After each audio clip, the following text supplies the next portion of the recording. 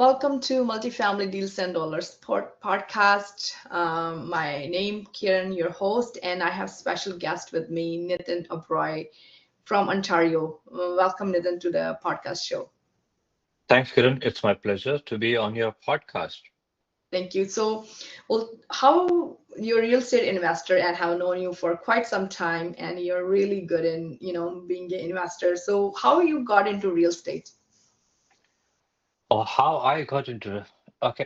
I think like many people, I also started my real estate by reading Rich Dad and Poor Dad and reading the book Bigger Pocket. To be honest, that's how I started back in 2019.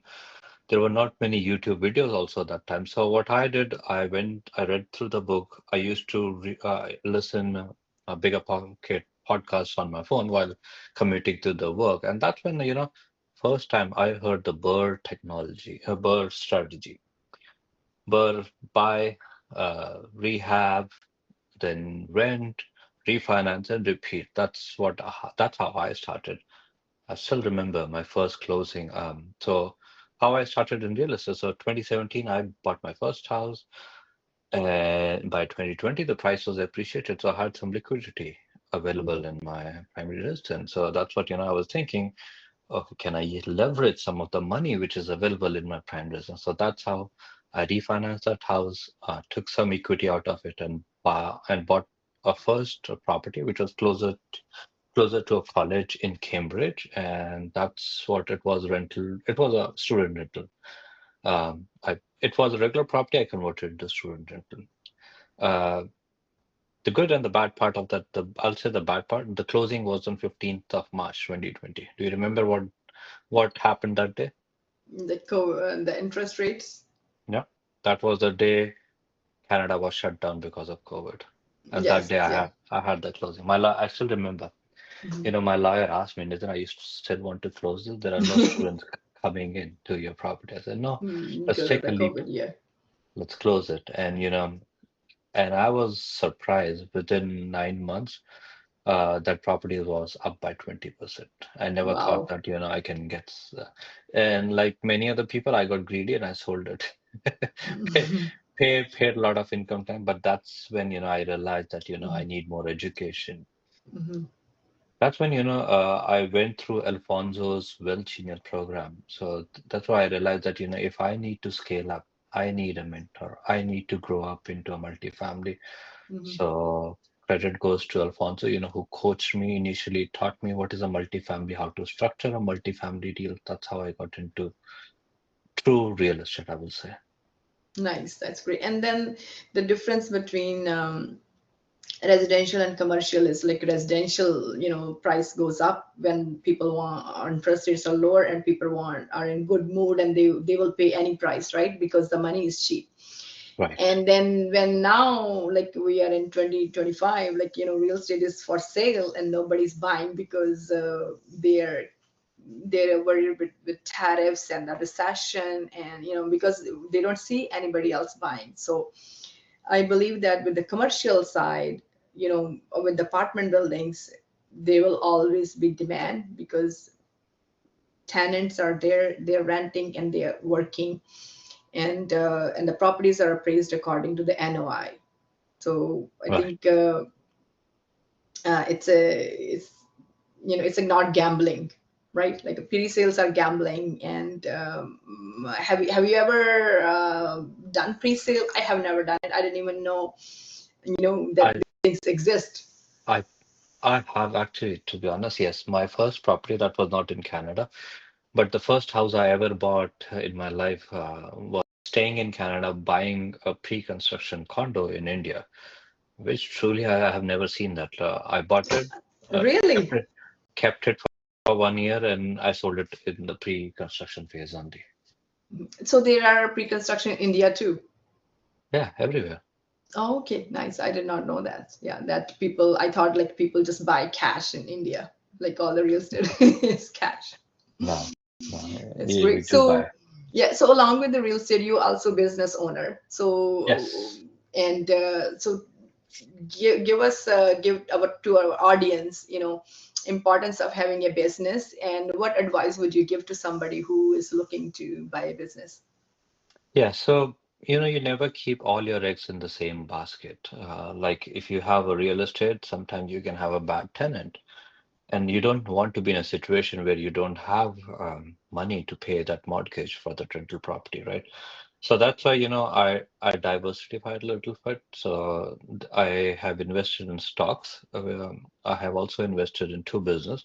So the two business I own are indoor kids playground. If you're a parent, you know that, especially in Canadian winters, a place where the kids need to exhaust their energy. You need a Yes. place, especially if you're living in a condo, you need to have your kid's birthday party, right? And that's where Mhm. these kids play zone come in handy. I used to think they are recession proof, but in last 6 months, I have realized that, when parents don't have much money or they are cutting costs, even this business slows down, but not as bad as compared to other business. So that's what I have two businesses. Both are indoor playgrounds. Nice. And then I really like that you like focusing on one business, right? Now you know ins and out of the business and Yes. expenses and the income, and it compresses your time. I feel like buying the third one, it will be like really, really, like a piece of cake, right? Right. And it also works with the lifestyle. Both me and my wife are so both me and my wife are still IT professionals. We work Monday to Friday, and if you know, like these indoor kids playground, they run mostly from Friday to Sunday because that's when the parents get off from their work and they would Yes. like to take their kids to these places. So, it balanced out. And then we are active, but we don't sit in that business. Like we have a managers who Mhm. manage those business, and we manage those managers. That's how we are running the business. That's Nice. actually complementing our lifestyle, and we as a parent, we know what to expect from these kind of places as a parent. Like for example, when we bought this business, it was not clean, and so the first thing we looked into, and this is, I'll give a tip to all the listeners is that if you really want to buy a business, and once you have bought the business, and you want to solve the problems, look into, try to speak to your customers, look into Google reviews, why the business is not doing it. Once you understand the customer's problem, that's the core root of the problem. So our business, the previous owner was not taking enough time to clean the facility, and that's what I realized that if I, as a parent, will take my son to this kind of facility, the first thing I will look into is this place clean enough? Is it hygienic enough Mm-hmm. that my son can play a couple of hours here? If not, then I'm not coming back. So the first thing we did was cleanliness, how and made this plan, make sure that there is no dust at all. Second thing we realized that if we provide customers with better experience, like just when They a will pay customer more.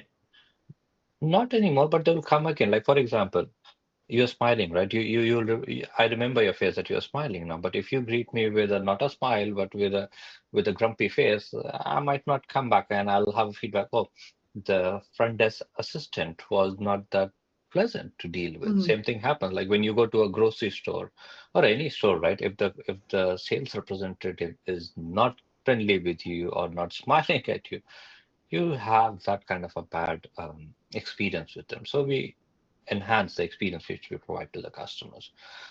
As soon as we improve these two things, like experience of the customer and the cleanliness, we saw that there is a 30% increase in revenue.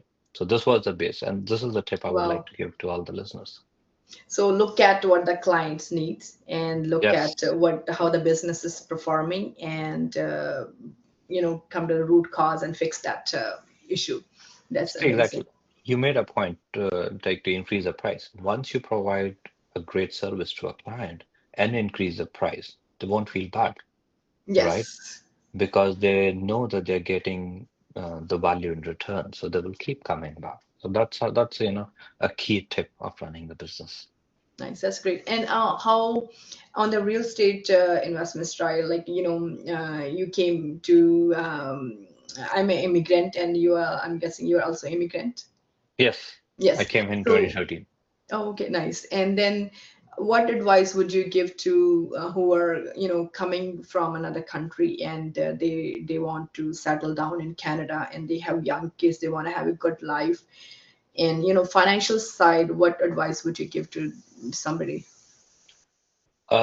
So one advice I would like to give, especially people who are coming to this country, is that getting a credit in this country is very easy, Mhm. but you need to be really cautious about how you're using your credit. Like if you compare it to the interest rate in Canada, the mortgage rate is sitting around 4%. But if you look into other countries, like I'll take an example of India. India, I'm not, I think it's around 8%. So the money is really cheap here, but you need to be really careful how you're spending that money. So Mhm. first thing you need to work on your credit score. Make sure that you get a credit card, spend it wisely. A good tip is keep your spending around 20 to 30%. Don't overspend your credit card and keep on paying that card on time. This will get you a credit. So once you have a good credit score, try. There are so many good products in the market, where you can get cheap money, but use that money wisely. Invest that money, where you can. For example, if you can get a money, if you can get some money at a 5% interest, invest in some good stocks like Apple or Google, which can give you a return 8 to 10%. So see, without having a money, you can get 5% return. Yes, it's all about intellectual currency. It's all Yeah, about how you can make that money make money, right? exactly. It's not. Or they can partner up people like you, who have or with me as well, where what we do is we buy multifamily, we buy real estate in different forms, and you can invest. It's better to have a small percentage of share in a big real estate investment rather than buying a big real estate investment without having too much money and experience. Yes, and then always like when things go south, somebody who has experience, somebody who has done it before, Right. they come up with the strategies and come out of it, and when somebody has not done before and they come up with a situation and there's no network around them who can fix the problem, and then the building is affected. When the building is affected and the tenants move out, when the tenants move out, the NOI goes down. Yeah, for sure. Like I have a property right now where I'm struggling to to take that tenant out of my property from last 6 months. That's how backwards is, or that's what the waiting time is with landlord tenant board here in Ontario. Nice. And then you are also investing, you're focusing only on Ontario, or are you looking in other province too? Right now, I'm focused in Ontario only. Um, right now, it's sometimes it becomes too hard to manage too many things. So that's why, rather than exploring new territory, I focus, okay, I'll continue doing what I'm good at in Yes, Ontario. and Ontario has like bigger population, jobs, and Yes. a lot more strategies, and you're already there, right? So I live in BC, and I'm doing in Alberta and Saskatchewan. Like my strategy fits on this, this side, and I would love to if I'm in, if I were in Ontario, I would definitely look into what strategy works in my market. Yeah, especially and I'll tell you, Ontario market is a little different in some cases. Like for example, in Ontario, more than cash flow, uh, we we invest in the equity. For example, like I'll say till pre-COVID times, Ontario market was growing 8 to 10%. Now, yeah, after COVID, the prices have gone down. But we know that once the immigration comes back, Ontario will come back in demand again. And that's where the equity grows. Because imagine, like, I'll give you an example. This is a perfect example. So I have a property, it's in northern part of Ontario. I get a cash flow of $1,500 every month from that property. So in a year, if you do the calculations, I'll be getting around $18,000, right? So that's one thing of how I get a cash flow.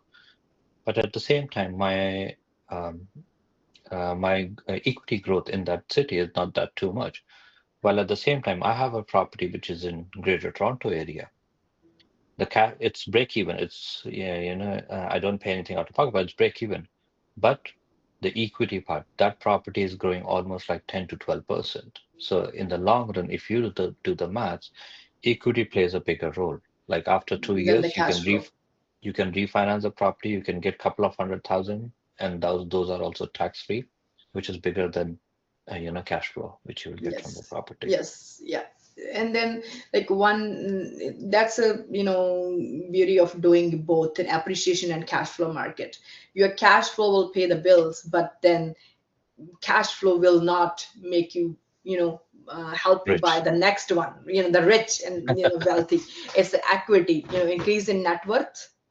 Right. You're able to leverage more. If you're able to leverage more, the purchasing power gets bigger. Rightly said. Nice thing. So one final advice for our audience, that what quote that changed your life, or what quote you really liked in your life. I really like Warren Buffett, and one quote, this always helped me.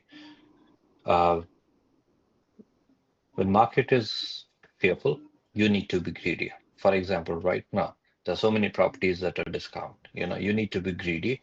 You need to buy more. But when the market is greedy, for example, how it was in 2022, when the property price was at all-time high, everybody was buying it. You should have sold your property that time. So, if you follow some of Warren Buffett's strategy, you can be really successful in life.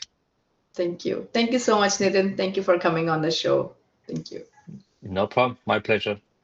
Thank you, Kiran.